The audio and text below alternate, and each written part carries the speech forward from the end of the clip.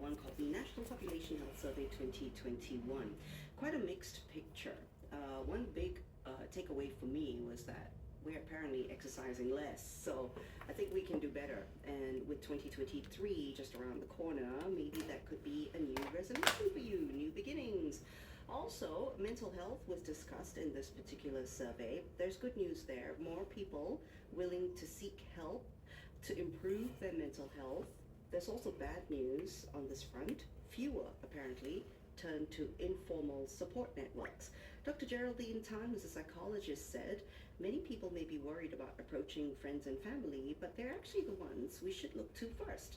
These would be the first social resource that we should be utilizing, because they form that whole structure and that support for ourselves.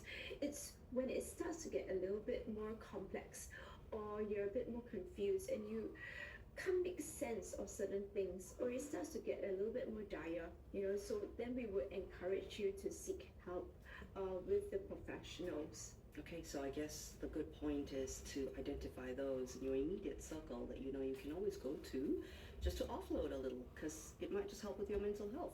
There's another concerning finding. Health screenings apparently going down during the pandemic, probably because we're putting off going to hospitals to avoid catching COVID. Not just that, we're giving the space at hospitals to people who actually need the treatment in a more urgent way. And for the longest time, that message was drilled to us. So I'm not surprised if you hold back on all your tests. But now that things are opening up, and honestly, the hospitals have really worked out their capacity issues, I think it's time to book a health screening, guys. Dr. Nelson Wee, who's a family physician, expects screening and diagnosis to pick up next year.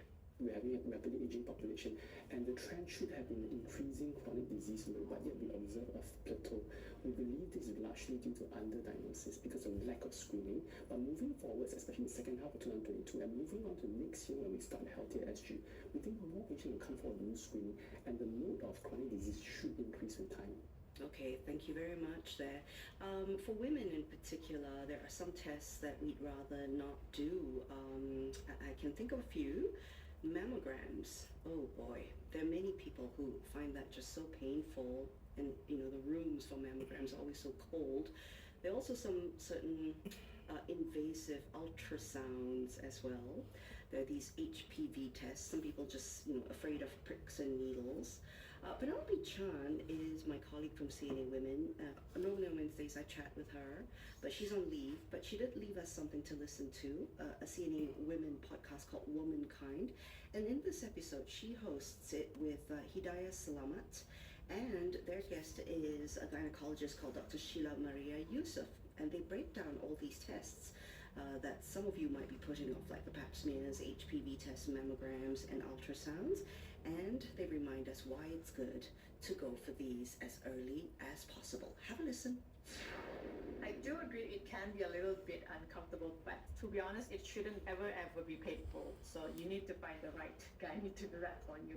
Oh, so do you ever have patients come to you and tell you, oh, my previous gynae or my previous doctor, whenever I did ultrasounds, it always hurt for me, I mean, I do have patients coming in and they're like, oh, that's it, that's done. Oh. That was it. When I do a pap smear, but I'm like, oh, yeah, that's it, that's about it. So yeah, it shouldn't be painful, to be honest. See, that's what I like. And if you have pre-existing conditions that would make it painful, but generally, if you're a normal, healthy female, a pap smear should not be painful. So I'm really curious about what you've just said, because Hid and I have talked about our mammograms and our pap smears, and we've each shared our own personal experiences, and they're nothing like what you're telling us it should be. Our experience has usually been, oh, it's uncomfortable, or at its worst, it could be painful. And I think there's just so much anxiety. Tell me why it's so different, why it can be so different. I think when I do my pap smears for my patients, I really do talk through what they're going to feel next. So when they're prepared, then the anxiety is less. So if I tell you, okay, a little cold jelly going into your vagina, then if you know that's happening, then you're expecting it and you wouldn't feel uncomfortable.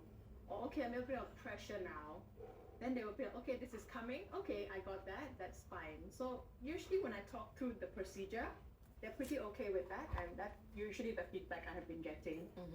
I think women have some idea of what happens during each of the many tests that we have to go through. But just so we can turn this into a reference for our listeners, could you briefly take us through what happens during each test? Perhaps we can start with something a bit more external, like a mammogram. Sure. So a mammogram is an X-ray test of your breast, basically. So yes, there is the part that's uncomfortable where they have to squish your breast in between two metal plates. So that's probably the most uncomfortable part.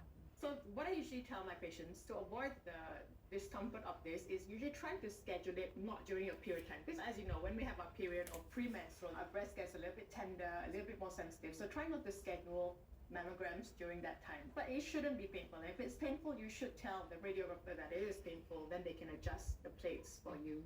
Why do they make that room so cold?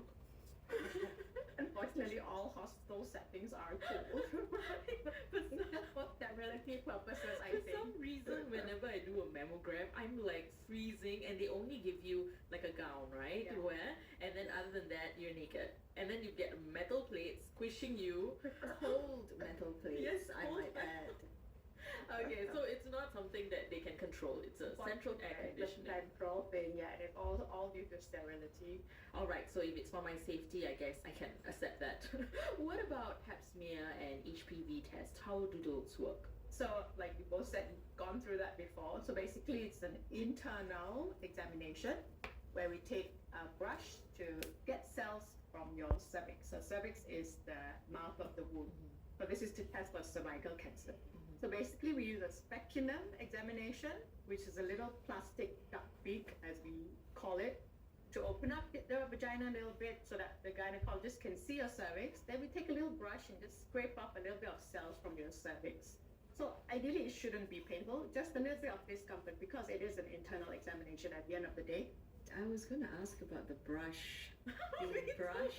Me too. I was gonna. Is it like a soft bristle, hard bristle? Yeah. So the last time I had an HPV